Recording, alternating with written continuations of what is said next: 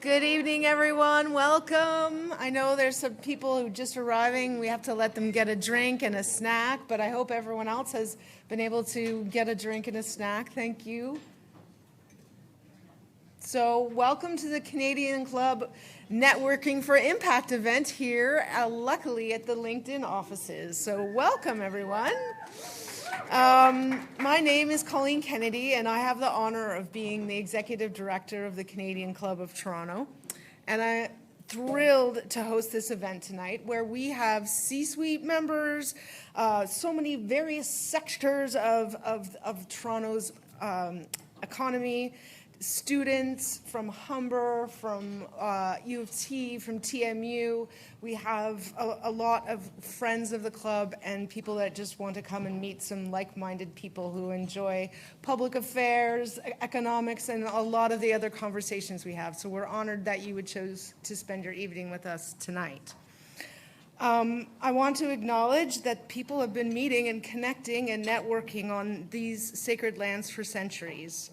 I'd like to acknowledge and thank the original caretakers and knowledge keepers of this territory, the Anishinaabe nations, including the Mississaugas of the Credit River, the Haudenosaunee Confederacy, the Wendat and Métis nations, and we give thanks to the nations recorded and unrecorded, acknowledged and unacknowledged, who also share the responsibility for this territory. We are honored to be in this meeting place called Takaranto that so many First Nations, Inuit and Métis people from across Turtle Island still call home today. And now, if you'd let me brag a little bit, I wanted to take a moment to reflect on the season so far. I hope some of you have joined us. We've done over 30 events, reached probably just over 8,000 people in person and online, and we're providing them with insights from some of the most influential leaders in Canada. Just last week, we had the privilege of hearing from Greg Hicks, the CEO of Canadian Tire, who shared invaluable insights into the strategic decisions of one of Canada's most iconic brands. And he did confirm that Canadian Tire money is still accepted in store, in case you were worried. So that was not the highlight, but a really important piece of information there. So once again, not to be repetitive, we have a sold-out wonderful room here tonight with people across companies, Bloomberg to the Walrus, Ivy School of Business, the DAIS, DMZ, Black Box Institute. I think I saw Sick Kids Foundation, saw so many people, so we're glad you're here. And a quick reminder, we're all here to make connections, help one another out, and have fun. So don't feel awkward about just going up to someone and introducing yourself. Hopefully they will be kind and gentle and introduce themselves back. And also, if someone needs to exit a conversation, don't be offended. Sometimes people are wanting to amass as many connections as they can in one evening, but be polite and kind. So we'll get the content going shortly, so we can return to meeting more people in the room. I want to extend first a heartfelt thanks to Diana Liu and LinkedIn and the team here for letting us share their amazing and inspirational space with us tonight. Thank you, LinkedIn. And I would be remiss not to share gratitude with our season sponsors, the Canadian Bankers Association and Air Canada, for their ongoing support of this season. We're also very proud to partner with Canada's Forest Trust, which helps us and with their efforts of planting a forest and stewarding it for us in our honor, reducing our carbon footprint of all of our events in our season. So we want to make sure that if you have any burning networking questions, we can get them answered. I'll have a mic. Put your hand up later when the questions start coming in, and I'll gladly bring it over. Be brief. We don't need full life stories, but happy to hear questions and get them answered. And now to introduce our special guests, all accomplished leaders, and lucky for me, mostly directors of the Canadian Club Board. I'll introduce the panel first, and then we will be, first of all, we have Paula Allen, a global leader of research and client insights and Senior Vice President of TELUS Health. There's Paula. Jenny Lam is an advisor and investor the former president of Wattpad. We have Dan Moulton, a partner at Crestview Strategy.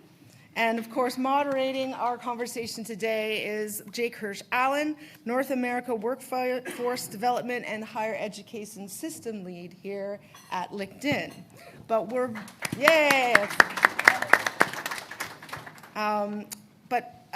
first, I'd like to invite Diana Liu, Canada Country Manager for LinkedIn, to share some thoughts with us and remarks today. Diana, the podium is yours. Hi.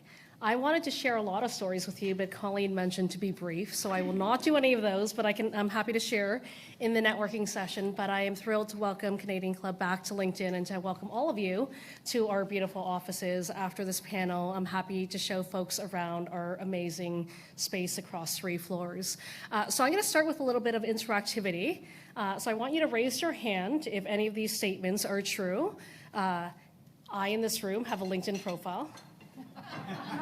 Okay, I just needed to make sure. If you didn't raise your hand, we'll hang out over there. Okay, who in this room is at this event because of a connection they made prior to today? Yeah. Okay, who in this room is in their current job because of a connection they made prior to today?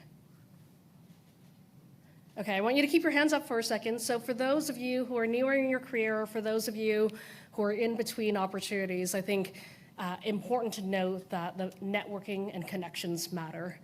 So as Colleen mentioned, I'm Diana Liu. I serve as country leader for LinkedIn in Canada, and I'm standing in this room with you all today because of a connection I made and nurtured back in 2007.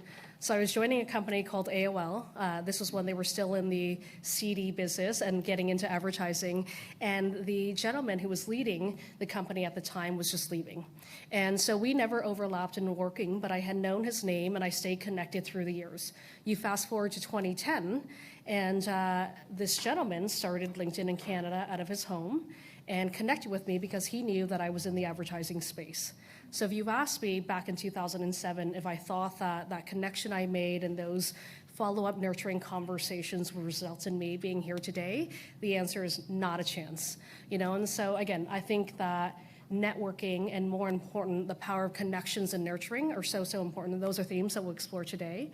I've been at LinkedIn for 13 years, and I spent a lot of time connecting with individuals inside and out of LinkedIn, sometimes and usually talking about my career journey.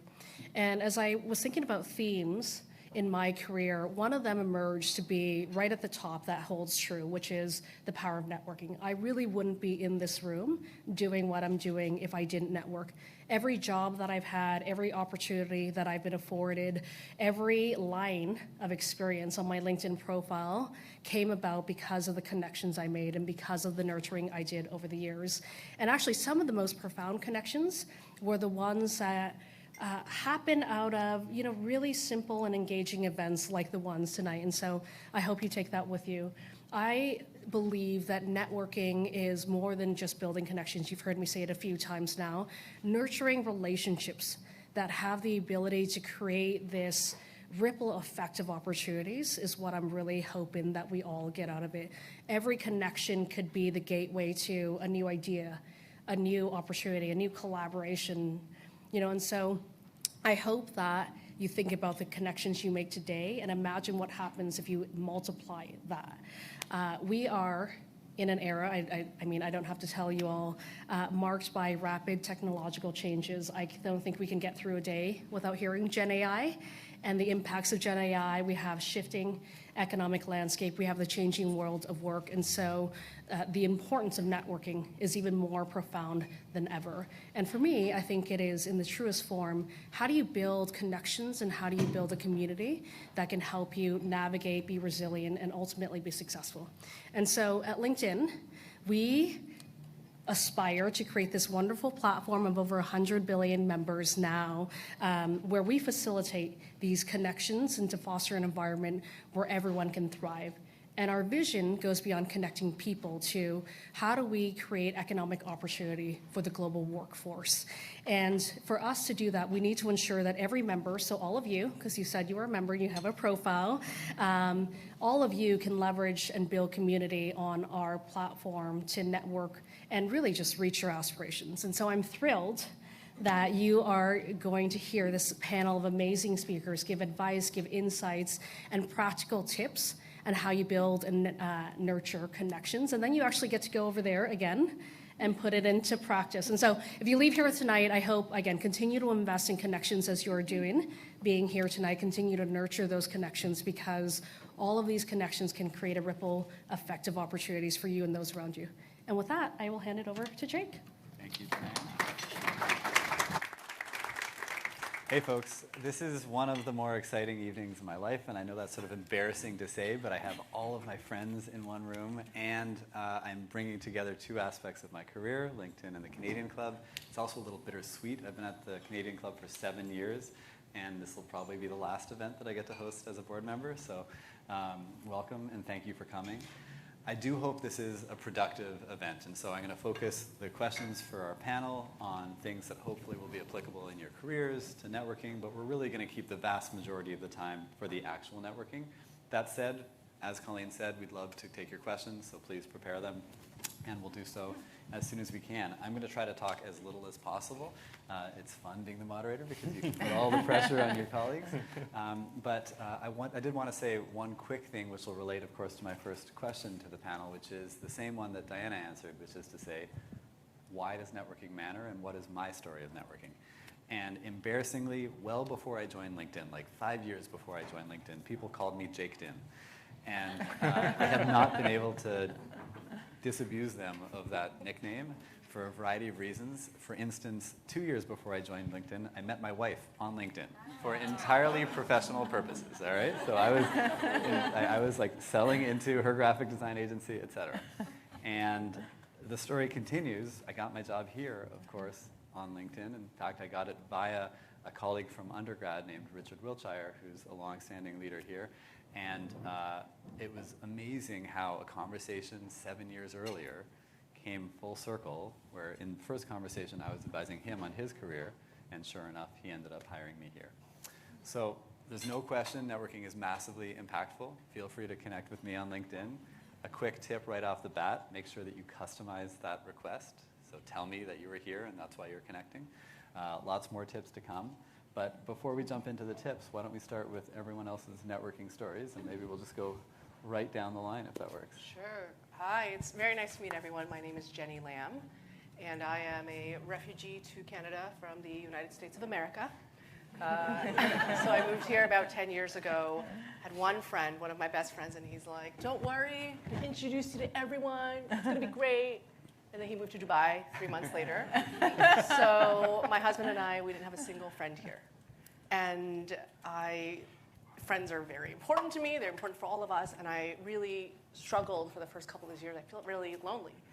And what I ended up doing was I joined my school alumni associations, both of them. Anytime anyone asked me to do anything, I would say yes. That was advice I got early on when I moved here. And every time I would meet someone, I'd be like, is there anyone else I should know? And then they'd be like, you know what, you should go meet so-and-so. And I just, when I reflect back at where I am now 10 years later, and I have this really incredible community of people here, including my colleagues at the Canadian clubs, I think a lot of it is I was actually very intentional about networking. And I wasn't ashamed or embarrassed to be like, I'm gonna go network. And I think my big thing was I just kind of offered my help in everything that I did. So we just like spent a lot of time doing free talks or connecting with people. And I think it's what allowed me to build an incredible community here. And so I'm now a Canadian citizen. I own a property here. Both my kids are Canadian, so networking and building that community has been incredibly important for the past 10 years of my life and finding happiness here. Hence, I think that's why I was invited to the panel. You've been running networking events for like the past month. Yeah, So. tell you all about that later too. Absolutely. Dan. Well, that was a great story, first of all. That was like way better than anything I had prepared. So I would say, I work in a consulting agency that does government relations consulting And a big part of that in my job is sales. And so networking and sales go hand in hand, particularly as we think about like the traditional definition of networking and being out there like we all are here tonight at this event and engaging with each other. But for me, like the most personal experience I had with networking, similar to you, was really trying to find something, trying to start my career when I was really starting from a place where I didn't have a lot, right? I lived overseas and did my master's degree, came back to Canada, grew up in a small town in southwestern Ontario, moved to Toronto, was living in like my friend's den in their apartment. It was not a glamorous scene at the time. This was like 2011, I think. And I had to sort of put myself out there in a similar way that you were talking about, that intentionality. And really, I think the hardest part was getting to that question you ask at the end, which is, who can you introduce me to? Like, what's the next connection I can make from this conversation? And I think that commitment and that focus is really hard. And it's a hard thing to ask of someone, and then it's a harder thing to follow up when they forget to tell you who they asked. And then it's harder to follow up again when they forget to reply to your first email. And I think like that sort of rigor and that consistency, to me, that was probably the most foundational focus in networking I ever had, was trying to start my career. And it led to my first job. It led to me getting into working in politics at Queen's Park and working with some of the people in the room here today that worked there with me. And that is, for me, the definition of the hardest part of networking. I think it gets easier as you grow in your career and you get more comfortable and you're doing it every day with your colleagues, with your clients, with your partners in the industry you work in, and coming out to events like this. Love it. Yeah. Paula. Well, it's interesting that you said the hardest part, because when I was asked to do this, I'm on LinkedIn a fair bit. I learn a lot from the connections that I get, but I'm very shy. I'm here on this panel right now, and I look pretty relaxed. Okay, anyway, I look pretty relaxed, but interpersonally, I'm pretty shy, and was very, very shy, high school, university. So I had a job, and I was, doing the job, and it was, something I actually started to hate a fair bit. And I went to a conference, and I saw a speaker, and he just blew me away. He was speaking with passion. He was articulating some of the things in the industry that I was in at the time that I knew were just wrong, terribly wrong. And I wanted to get up the courage to go up and shake his hand and say something and tell him, what I was thinking.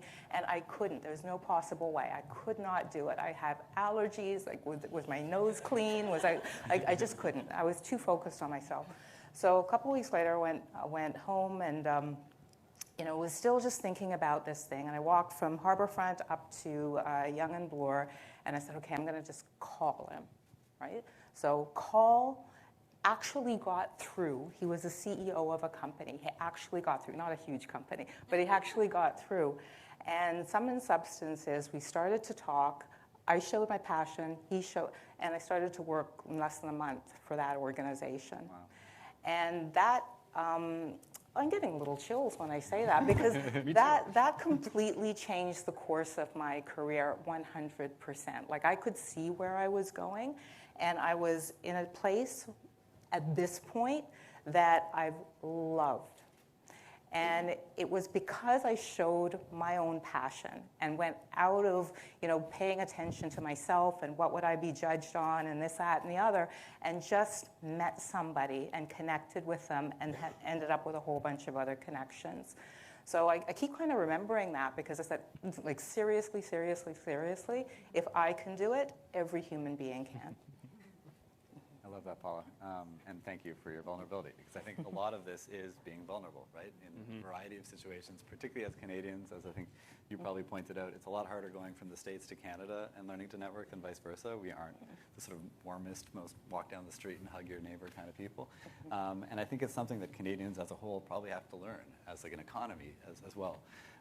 But Paula, I'm going to go back to you, if that's okay. I apologize for putting you on the spot again. Because in the past, we've talked about the science of networking, and I think there are a few people who are better positioned to speak to that, and I feel like the whole audience would love to hear it as well. Yeah, well, what I look at is really the science of human beings. And one thing about human beings that is unmutable, unchangeable, it's absolutely just part of the human condition, is that we need other people. We need social interaction. Your stress is high when you feel that you have social support, when you feel that you're part of a group. You can measurably see your stress go down. If you're in our history, if you didn't have that tribe, that community, as big and as bolstered as you possibly could, you would probably die. You wouldn't be able to live. And we kind of forget that sometimes. We kind of think, well, if I work hard, if I'm smart, if I do this, if I, order in, and there's all sorts of reasons why people are thinking maybe we don't need other people as much. Things will just happen for us, and it's just not true, right? So we might not need others to sort of build the barn with us, but we need others to enrich our lives.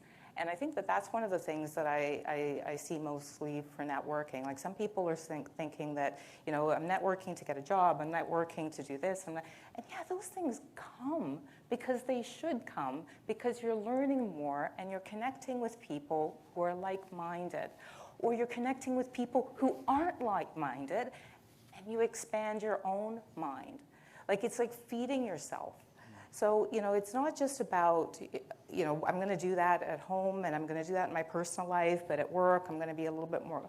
No, it's all of your life, right? So, what I've sort of experienced after I finally just realized that you can, reaching out, people aren't going to judge my nose or my hair or my pores, is that other people like it when you reach out to them too. Somebody came up to me saying,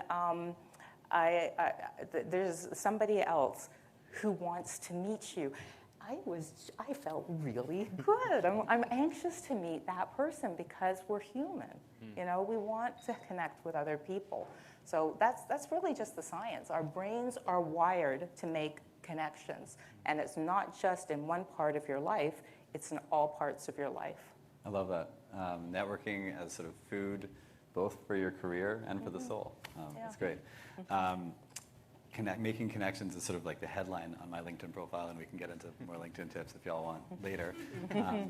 But I also really appreciated how Paula was talking about these shifts in how you feel emotionally that you literally have to force on yourself in order to get to this place where you're able to engage in a conversation with somebody who under different circumstances would probably be your equal, just like another human being.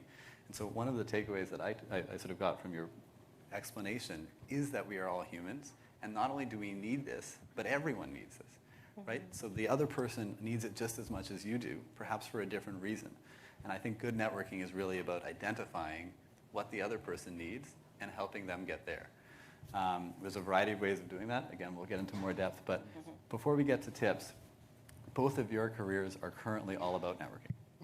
You're literally creating networking events. Literally. So would love to hear why. And your job in consulting and working with governments really is about meeting people and introducing people and connecting people. So why careers that are all about what we're here today for? Well, you want to go first? No. I'd just say I think it does come down to the point that Paul's making about the genuine interest as human beings in meeting more people, getting to know more people, building sort of stronger relationships with the people you work with. And I think the big thing for me is work has never been something that's sort of separate part of my identity or something that's like not a core part of who I am. Work has always been a vocation, right? It's something I've done, I feel like, since I was a kid, right? That like was just a part of who I was and something I poured a lot of my energy into and something I cared a lot about because it produced a community of people that I worked with and that I got to spend time with and got to know and got to collaborate on projects on and got to know on a deeper level. And I think that's what's always sort of driven me towards it. And I think, I want to pick up on something you were talking about because I think what drives that the genuine element of the personal connection you're talking about is curiosity, right? Yeah. I think like a genuine concern and an interest in the person you're getting to know and what they do. And I think bringing that curiosity to something I'm going to come back to probably a couple times in this conversation because I think that's how you show up right in the conversation, right? I think you're absolutely right, Paul, to say we all have a desire as individuals and the person you're connecting with to build a new relationship and build a stronger relationship. And the way you can show up, I think, as an individual to leverage that is to be curious and be interested in what the other person is doing, what they're working on, what they have to say. and it just leads to a more meaningful connection. I love it. I'm going to interrupt for a couple reasons. One, for whatever reason, each of the comments relates to something that my wife has criticized me for. So pores, I didn't know people had pores or what they were. And yet evidently it's a big deal on one's face and like requires products, et cetera, that I'm learning about. But also to what you were saying in terms of curiosity, I find it addictive. So for instance, my wife always criticizes me for getting into a taxi and immediately starting to talk to the taxi every single time. And I got it from my dad. My dad was a diplomat, and I would be like running around his feet at dinner parties trying to shake hands with everybody there. I was like a 6-year-old, and evidently not a lot has changed. But I think the ability to get so curious about other people that it literally becomes addictive, where you get like excited for the next conversation, is certainly not something the average introvert, my wife, speaks to. And yet she has actually built up that habit, not in taxis, but more generally in life, by getting curious about people. So I think that's a fantastic thing.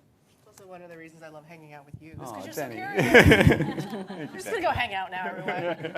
I think the other thing I would say is networking became a lot easier when it stopped becoming around me. Like when it's not about what I can get out of it, and I shifted my mindset, especially when I came here and I was like, oh, I gotta meet everyone, I gotta go figure out my network, I gotta blah, blah, blah. And it was always a little uncomfortable because you feel like you're taken. Right? And so then you're like, I'm going to make an intro, and then is this person going to care what I have to say? How do my pores look? All of those questions, and you feel like you're taking, and it's hard to take in a genuine way. But when I started to approach the conversations, once I made enough friends at work, once I started to speak a little bit, and I gained my own confidence, my own brand, I started to stop asking, what do I get from the conversation, and 100% shifted to, what value can I add to this person or to this community? And as soon as that shift happened, it was so easy to go and talk to people. And then I think energy draws energies, and then people would want to come talk to me. And so Jake had mentioned a couple, I left WAPAD about a year ago. I took an incredible sabbatical. Happy to talk to anybody about that experience if that's helpful. And in that time, I just, so many people knew that I was not working.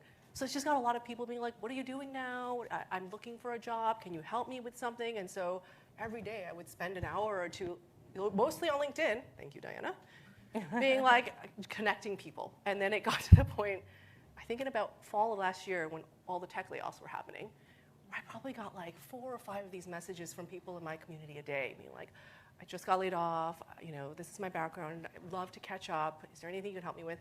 And I never looked at these messages as like, you're asking. I looked at it as like, oh, I have this community of hiring managers who might be able to help. And so I literally was like, I'm just going to host my own private networking event. And I spent a lot of time curating it. And I put out a survey. You had to fill out an application. I needed to put, it was a certain level. And so the event was also with intention to make sure that that community of people who came found value out of it. And it's all like, for me, it's fun, because I like to make connections. But I really thought of it from the perspective of what value can I create. And as a hub, I was able to create. And then I did a post survey out of the 75 people who came. I was like, what could we do better? How many people got coffee chats out of it? How many people got interviews out of it? And now they're all waiting for the next one, which maybe we'll host at LinkedIn next time. So this is a good segue to something I am excited about, because friends of the Canadian Club at the Dais are hosting an event on Thursday. So you can literally continue networking here tonight, and then on Thursday, everybody sign up to Wonk Prom for the Dais. And there's even more networking. It's a little wonkier. Literally, my hashtag is JakeWonk for my discount code. But irrespective, come to Wonk Prom. It literally is the best policy networking in the city, probably in the country. That's for sure. And so hopefully we'll see you all on Thursday. But I also wanted to point out that there's 3 of us up here who are pretty extroverted. And extroverted and introverted, I think, are oversimplifications. So apologies for that in advance. But irrespective, many of you probably aren't. And the vast majority of the tips that we're offering, I think, are even more valuable for those who aren't. That said, you and I, for instance, have this tendency to merge our personal and professional lives. We see each other in the dog park and sure. here, and my wife's the opposite. She never wants to combine those two. And I think that's one of those tips that isn't a requirement. If you do want to keep things completely separate, no problem. You just, as everyone has said, have to be intentional about the networking part. And things like curiosity, you might even have to force on yourself. You have to sort of build up that muscle. We're going to go to tips now. And I thought on the spot, whoever's running the mic is going to hate me, about mixing this up a little bit. You're running the mic? Okay, sorry. Take your time. You don't have to put the food down right away. Jake, can we just, before we do, I want to talk about that extrovert-introvert Please. sort of Yeah, construct thank you you. created there, because I do think, I think it's a false dichotomy for sure, and like, I know I like play an extrovert on television, but like I'm not really that extrovert. Oh, wow. Like I will see Play it people, well. but like to come into an environment, I think what you're trying to get is to come into an environment like tonight where you don't know anyone, you're just walking in and you've got a name tag and you've got to walk up to someone and say, I find that terrifying. Like I find that really, really, really stressful. Couldn't tell. No, and like it's hard, right? It's a really hard thing to get over, and I think it takes a lot of intentional sort of learning and putting yourself in that circumstance and being brave and putting out your hand and recognizing that the person on the other end of it probably has a genuine desire for that introduction and for that connection and for that conversation. But it's so easy to get in your head and to think like they're judging me. Like what do they think I look really young, or like whatever it is, like whatever your sort of insecurity is. That's mine. That's great insecurity. Everyone wants your insecurity. But like, you know, it's hard to get past that, right? And I just think like the more we can acknowledge that it's not easy, but it also doesn't have to be hard, right? Like you can sort of work through that. And I think the more sort of discomfort you're feeling, if you're that kind of person like me that feels that discomfort in putting out your hand, you know, you just have to sort of push through it. I just want to add, yeah, because you're describing me, right? Like so it's pretty common, but you know, at the end of the day, I think about the end a lot. Like this is a technique I use a lot. Like when I'm writing papers or doing that, you know, the whole process of writing is just horrible. But I like the feeling at the end of it, so I start to think about that, and just even adding the point of curiosity. When you talk to people and you actually listen to people and don't think about your pores, this has become a pores thing now, but don't think about yourself, but really listen, that you get so much out of it. There's no way you're not going to learn something a little bit new. You're not going to, you know, just see somebody's style and vibe and be able to appreciate that. Like that is very, very cool. And the number of times that that's happened to me where I'm really just glad that I made that little tiny little connection wraps around the world twice. When I'm feeling a little bit anxious, I think about that. You know, I think about, you know, I'm a naturally curious person. Just learning about other people, seeing other people, getting out of yourself is very rewarding if you do it. So now for the concrete part, a lot of what we've been talking about is sort of the heart, and now I think we're going to go to the head. And before I said that, I realized that we too often do the opposite. So for instance, on a job application, the vast majority of people look at the technical skills and then maybe get to the human skills or the soft skills or the durable skills. And every study that LinkedIn has ever done shows that it's actually the human skills that differentiate candidates. Mm-hmm. And one of those key human skills, of course, is networking. So I think thinking of it as something that you need to learn, for better or worse, is helpful. But I wanted to put this out to all of you. If you have tips and tricks about networking, I'm going to be alternating between the panel and you all. So you all get ready with your tips, and you all get ready with your tips. And we'll go back and forth as long as we can, and then we'll go straight to questions. So also have your questions ready, and I promise it won't be more than 5 to 10 minutes before we're back at Drinks and Networking. So maybe, Paula, I'll start with you again, if that's okay. Yeah.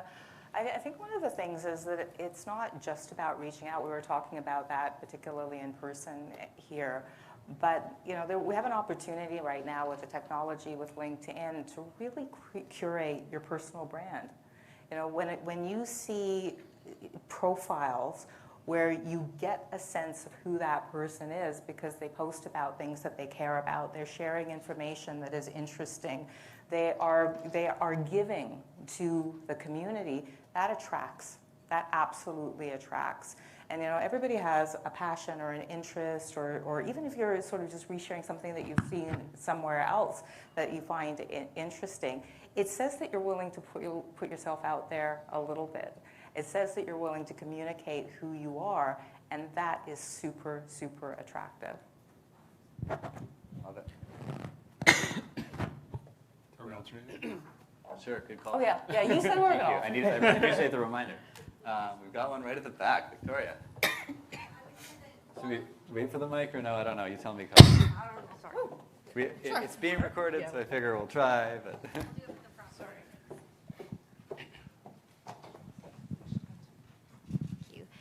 Thank you, Jake, and to the panel. I really appreciate your insights. I think what I was going to share is that volunteerism is such a powerful way of networking as well.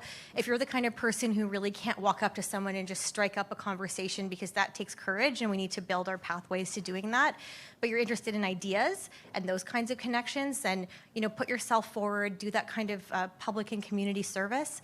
And I think that getting in those rooms where things are happening and ideas and conversations are happening, this is a natural entry point.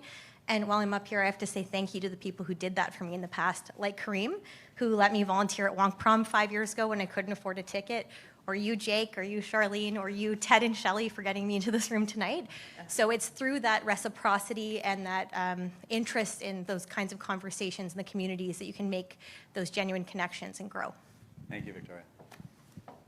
Kareem, since the mic's there, why not? Go for it, Okay. Kareem. Hi, I'm Kareem Bardisi, Executive Director of the Dais, host of Wonk Prom, taking place on Thursday evening at 1:11. And Snuck it in there. so I have like maybe one or two tactical tips. One, follow, I mean this literally, like follow people around like Colleen, because if you're at a Canadian Club event and you're with Colleen, Colleen will do the handoffs in a very natural way. Much like if you come to Wonk Prom, hopefully I'll do that. But that's a genuine kind of tip. If you know Colleen, and you should be coming to Canadian Club events, volunteering is a great way to get involved. Second, and I do this, I think my students, can you just raise your hands there? So go to things as in pairs. Never go to a networking thing alone. If you don't know someone, drag someone along, and then make a pledge. You can gamify it, like how many cards did you collect, or whatever 21st century version there is, and then make it a bit fun. So I know Juan and AJ are going to be in competition today with each other to see who will get more contacts at the end of the evening. Love it, love it. And for AJ and Juan, I feel like we've got a couple translation issues. A CD-ROM is this little plastic circular. I keep trying to explain LinkedIn as a Rolodex, which really doesn't work with Gen Z at all. We'll leave it at that. How many students do we have in the room today? Nice. That's awesome. Love it. Thank you for Welcome. coming. Thank you. Welcome. I have one.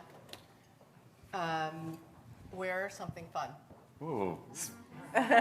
Exhibit A. The purse isn't here, but it's even I brighter. have a hot pink purse in the back, and the number of times people come up to me and start the conversation with, "I love your outfit. Where are you from?"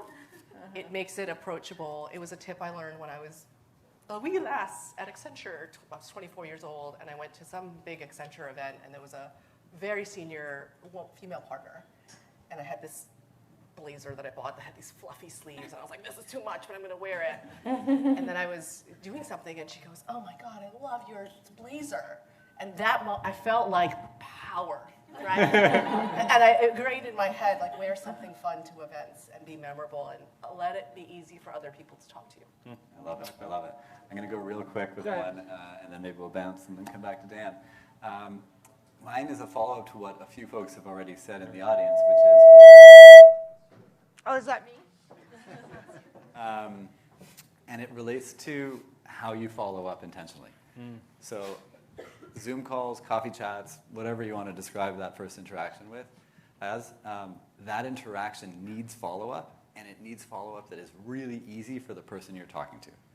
And as we established, you have to add value, so following up with something where you say, this is what we talked about that you were interested in, is actually often helpful. Ask, like make an ask. The easiest ask is not for a job. It's rather, who else do you know, as Dan said, that I should be talking to? So make sure you add that ask, and ideally, you've already planted the seed for that ask in the networking conversation, in that first coffee chat, so you have a few names. And as Dan said, they're going to forget those names. I never remember who I promise people I'll introduce them to. But if you remember, I'm much happier to make the intro. Even better, write the intro for me. Send me an email afterwards, send me a LinkedIn message afterwards, write the message, unprompted, from me to them on my behalf. I'll edit it, of course. And at the end, say, if you can't make these intros, no problem. I'm super grateful for your time. Don't put pressure on them. Follow up, because if they don't respond, they probably did just forget. But after you've followed up with another email saying, no pressure, let it be. Audience. Here we go. We got another Canadian Club board member. Yes, I just thought I would add, I think you touched upon it, which is being vulnerable. I think really being authentic. Don't try and pretend that you're somebody else. You know, show your true self, your true interests, because that passion comes through, and the alignment with whoever you're trying to network with will create a much stronger bond when you're really true to yourself. I love that. Again, it seems like the networking part has to, even if it is programmed intentionally from the head, has to actually be from the heart. Catherine's a VC, and I've literally never interacted with her the way I'd normally interact with VCs, because I usually feel like I'm being grilled from like the first time I see it. And in this case, it's just pure empathy, like from beginning to end. And I think that is a much better recipe for success. Even if so many CEOs are psychopaths, we don't want to be those psychopaths. We want to be the people who get there with our hearts. Well, I think there's a difference between like being intentional and being calculated, right? Like there's a big sort of gulf there where it's just like, you know, showing up authentically in a conversation really matters, and keeping in mind that a conversation goes both ways, right? That like I find often I sort of another rule, if we're talking about rules, I always say yes to everything. So if there's a coffee, if someone reaches out, they ask for time, I always say yes, right? Which is a big thing to open myself up to in this room. But I always say yes. And I find I have a lot of coffees, and a lot of people come into the conversation, and it feels very one-directional, right? And often the conversation feels like, what are they going to take from me? Or if they got an internship with my company, what would it do for them? And it's like an odd way to sort of structure an entire conversation, right? Like the conversation should be both directions. And I think coming in intentionally but not calculated is kind of a really important sort of thing to keep in mind for me at least. Yeah. My only other sort of tactical advice would be, my first job ever was as a scheduler working in government. I was a scheduler, chief of staff in politics. And I learned how to use like an Outlook calendar. And like most people in professional circumstances use calendars. Be really intentional in sending calendar invitations when you are booking something with someone. Be the first one to send it, have all the details in there. It's something really small, but it just helps to make that thing happen. Because when you're not intentional about sending that invite and getting those details down, people will forget and they won't come, and you'll get stood up, and it's just it can be sloppy. 100%. Yeah. Fantastic tip. So we're going to open it up.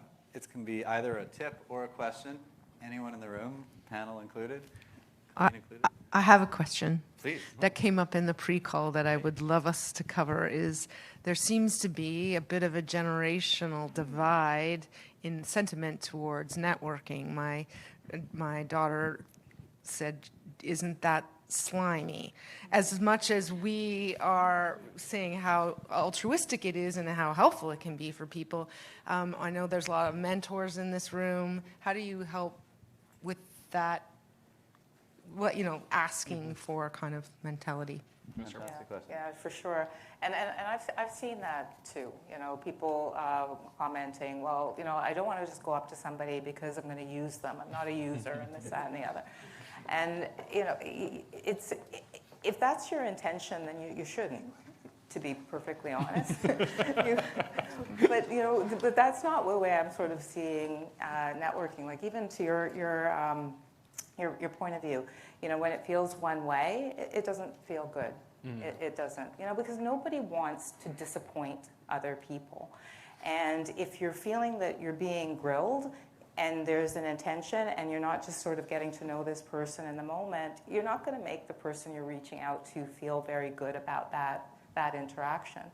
And on the other side, just sort of building on what Jake said, it's not about even just asking for connections. Make connections. Introduce people, and this is at every level, whether you're a CEO or whether you're a student, help enhance that other person's life as well by introducing other people, and that helps you. Like that actually feels good if you just do it. And don't think, okay, what's the 2, 3, 4 steps to me getting this, right? You do it, you build your network, things do come. So I keep going back to, again, the brain. When you do things that help other people, you feel good. It enhances you. You will come off better, but it enhances your life. When you are intending to use people, you're going to make the other person feel bad. You're not going to make yourself feel all that good either, but you're also probably not going to do what network does, which is open up your circle, give you more information, have you have connections that you can help and that can help you when the time is right. So, curious, oh, got one back. Here and then there. Oh, me first? No, you're good.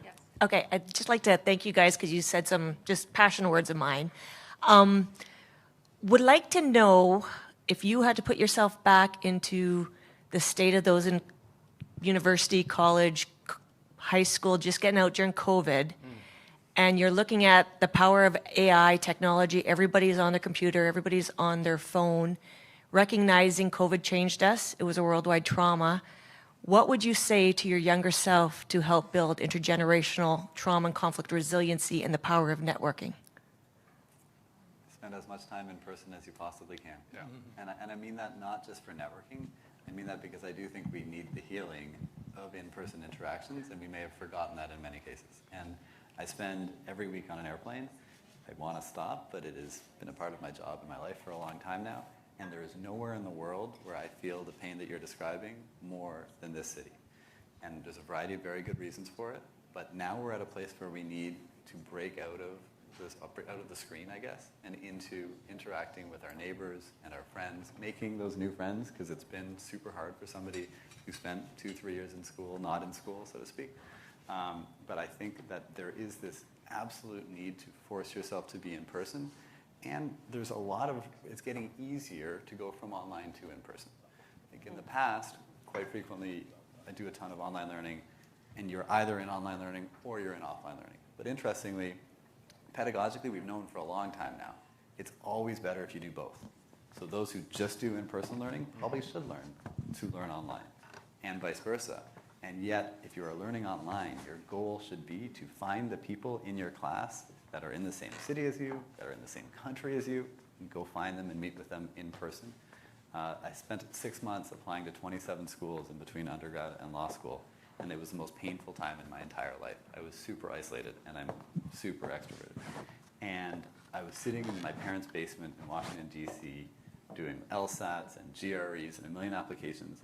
And what sort of saved me was the study groups that I found in Washington, D.C. on whatever preceded Facebook Marketplace, where these folks were suffering from the same isolation and banging their heads against the wall around a standardized test, et cetera. But that empathy was what got me out of the darkest 6 months of my life. So that's what I would say is get out. We have some amazing students in the room, and if any of you wanted to share a perspective. We also have a bunch of senior executives, C-suites, and we have a lot to learn from what you're experiencing and how we can be helpful and what you're worried about, scared of, why you're here. I'd be curious to your question, if any of you would be willing to share. Please, and introduce yourself, please. I'm Kiara. I'm a graduating student from the University of Toronto. Here we go. I hope this isn't too loud. Okay. I'm Kiara. I'm a graduating student from the University of Toronto. I'm studying political science and peace conflict justice.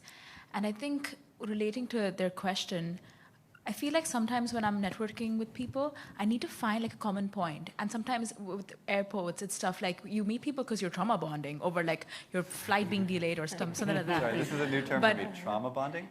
Yeah, It could be, I'm learning. Yeah, it Thank kind you. of is. And that's what works for people when they're going through some shared experiences. And I remember networking with someone recently, and I was so scared. I couldn't even focus on what they were saying because for 15 minutes, I was like, I have nothing in common with them.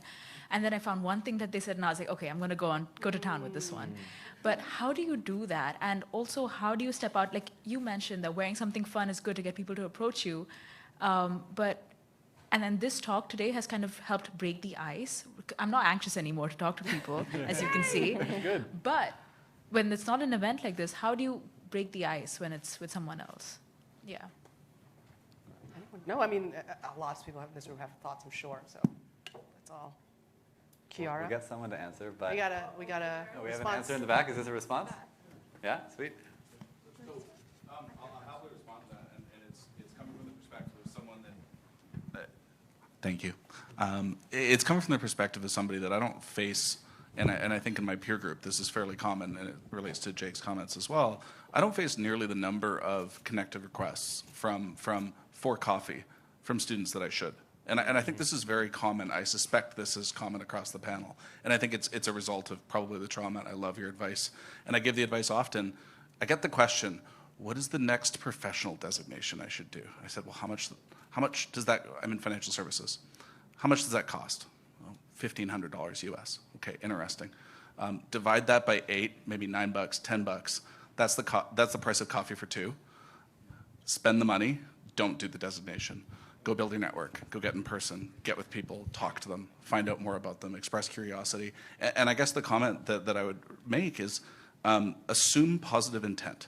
Assume positive intent in the person you're speaking with. They want to help you, otherwise they wouldn't have, there's a filter there. They wouldn't have gone for coffee with you if they didn't have a desire to somehow help you. They're already spending expensive time. And I think it's just very interesting to me in this moment we're in here, and I agree with your comment about Toronto being uniquely affected for whatever reason. I'm not facing the number of inbounds that I feel like I should from that next generation. So I think there is probably supply side to what should be the demand. Get out there, get busy, spend money, spend time, and I think assume positive intent, because I suspect there's a surplus of it out there to tap into. Fantastic question, thank you. I mean, if it's okay, I want to facilitate a brief dialogue. Were you going to answer as well, or ask a question? Yeah, I'm happy to share. Please, thank you. Yeah, I'm happy to share some experience as well, although I'm not a student anymore. Usually, I will love to do some homework before I go to these events, like either on the panelists or the audience. Luckily, I'm in a job right now, I have to network a lot. I work very closely with a lot of tech startups, work with like VCs or angel investors that force me to just go and then meet with them. But usually I will learn, sign up on your premium LinkedIn profile. That's very useful. Because 2 years ago, I moved to Toronto, I know nobody. So I signed up immediately. So I started to network on LinkedIn first. So I follow a lot of industry executives that I want to meet with, and starting to look at the posts or whoever they follow with. And then from there, I was able to go to a lot of events that they were also there. And starting from those place, I was able to make, I feel like over 1,000 connections in the past 2 years in Toronto through just from the linking point. That's how I actually came here, because I met with Jeanne last week. We were together at a female investor founder event. We started to chatting, and then I just fell in love with Jeanne's outfit. And, she was so kind, invite me. And when I signed up, it's already sold out. But I was just like, Jeanne, do you think I can get one more spot? And she got me in, so I'm here today. So, thank you. I'll point out, I knew her role required her to build a network, and so I thought, who could value from this event? And again, it comes back to how can you add value to other people you know? And thank you for coming. And also, even in this scenario, right? You asked such a good question.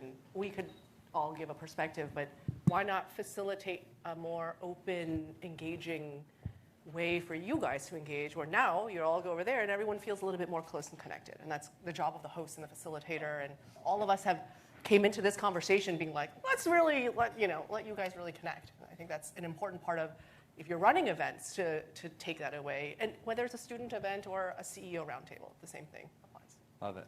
I particularly like the comment about there being an imbalance right now that might be generational, because that is a huge opportunity. The fact that your generation is reaching out less, is networking less, means that those who do it have this massive opportunity that we probably didn't have because there was too many folks in my generation who were trying to shake everyone's hand. I'm curious, from those who are from your generation, do you feel that way as well? Do you feel that we are more sort of gregarious and aggressive in our networking? Slimy, I think, was the word. Slimy, thank you. Slimy. Thank you. Appreciate it. You got it. I think there was a question. You got one over here. Hi, I'm also a student at U of T, also in political science. I just met all of my classmates today, and this is the first time I've met them, and we're in the same program and the same year. So I think that speaks to how little we network. I also find that, I have found networking very difficult because we joined, I guess, the university field at the point when the pandemic was at its worst. So the clubs were gone. So we didn't even get to an intro to networking. And since we didn't even get an intro to networking, we never built the skills needed to start talking to people. The only way that I felt comfortable doing so was like making friends in class. And even that was hard because my classes were online. So now I'm in a position where I'm trying to connect to people that are in my same program that I don't know. And we're actually, like, we had a great conversation and we all want to do the same things and we're going to keep in touch.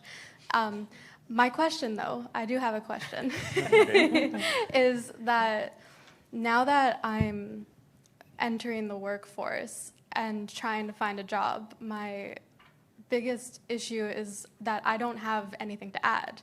So, and your biggest advice is that you want me to add something to the conversation. So what can I add as someone who is just starting out?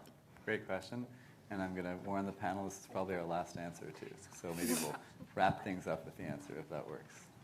I'm pretty passionate about answering that question because you think you don't have anything to add. You know, everybody has perspectives, everybody has ideas, everybody has opinions. You know, it's not so much that you have to give somebody deeply sage advice. It's not so much that you have to hook somebody up and I'm not talking about that kind of hookup. I mean, it's just, it's just, you know, how do I put it? Because it is for the passion. Because I felt that too, right? When I made that telephone call I told you about, I was terrified, but I was frustrated. And here's an interesting thing. Because I'd walked so long, you're kind of worked up. You know, you feel like you can do stuff. I think if I didn't have that walk, I wouldn't feel the adrenaline to actually have made that call. But it's just showing who you are as a person. Yeah? There's always something that you can comment on. There's always something that you can appreciate. You just even letting somebody talk and listening to them is giving them your time, which is beautiful. So you can't undersell yourself for any reason because it's just a fallacy what you just said. Sorry, I just insulted you. I didn't mean to, but that's how I feel. That's a good question. Honest show of hands, who learned something from what she had shared? There you go. Yeah. We got our answer. Yeah. Well said. And you got me going. You got me going because this is, I think, a lot of what people think. You know, I've met with students, I've met with others, and and sometimes there is that kind of almost fear or silence, and you just get going. It's another human being talking to another human being. That's all it is. And then you develop a relationship or not, but you've had a good moment. Yeah, I'll just say I think the one thing that everyone that's eager to get started in the workforce has is a certain drive and a hunger that all employers are really looking for right now, right? Is people who are excited to show up in person, show up and put their hand up for a challenge, for more work to contribute to a common goal. And that's not in broad supply, like that's in pretty short supply. And so if you have that and you're showing up excited to get involved with the company and contribute to what they're doing, you've got something to offer. Yeah. All good? The last thing I'll add is I think it's also practice. I think to Paula's point, it's practice. I've gotten very good more recently at being like, well, oh my God, it was so great talking to you. I'm just going to walk over here now, and just being comfortable with being like, oh, okay, there is nothing we connect on. You asked that question. Sometimes there just isn't. And sometimes everyone in that conversation is grateful for the person who's like, cool, it was really great to meet you. And leave it at that. And I've just gotten more comfortable with it over time. 100%. So I'm going to broadly frame the conversation. Right? Intentionality, super, super important. Start with research if you can. Half the time in networking, you're not going to know the person you're going to meet ahead of time. But if you do, definitely do your research. And that should allow you to begin to make the connections, what you can add to the conversation, et cetera. When you're in the conversation, in law, in sales, it's called discovery, but we just called it curiosity. Ask questions. Spend more of your time asking questions than answering questions, and know the questions ahead of time that you're going to ask, if at all possible, and then follow up. And I think if you follow that more or less process, it'll make it a lot easier even for the introverts, quote unquote, in the room. Thank you all so much for coming. Again, this is an absolute pleasure. All right. Thank you, Diana, Paula, Jenny, Dan, and Jake. Thank you for captivating us with your insights this evening. We appreciated the way you used your lived experience to bring it to life and being vulnerable yourselves up here. So thank you very much. Jake, thank you for handling the moderating. We appreciate it, and I'm sad that it may be, we have to find one more before the end of the season. Members and guests, I hope that you have gained some valuable hints and tips and will help you develop meaningful connections, relationships, or help perhaps those that you mentor. We're going to start a LinkedIn group for Canadian Club today. Feel free, it's on there now. It's an inaugural night. You're the first to know.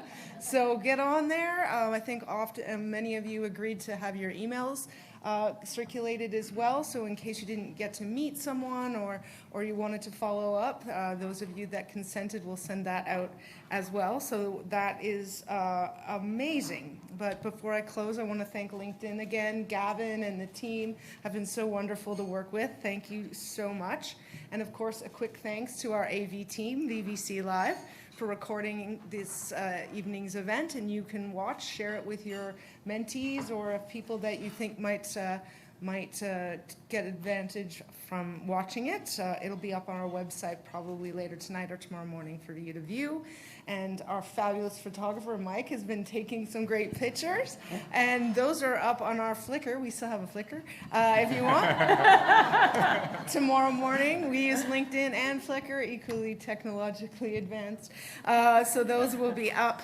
So that'll be great. And if you want to continue your networking journey, we have some fabulous events this month. We have a productivity panel. That's a very timely topic on April 23rd with John Ruffalo and some others in an amazing conversation with The Logic as our partners. We have a fireside chat with Paul Desmarais III coming up from Sagard on April 30th, and we will welcome Tony Staffieri, CEO of Rogers, on May 1st. So there's lots for you to explore with us, and visit our website at canadianclub.org. And thanks so much for joining us. The bar is open again, and the food will be back, and make lots of connections. Thank you.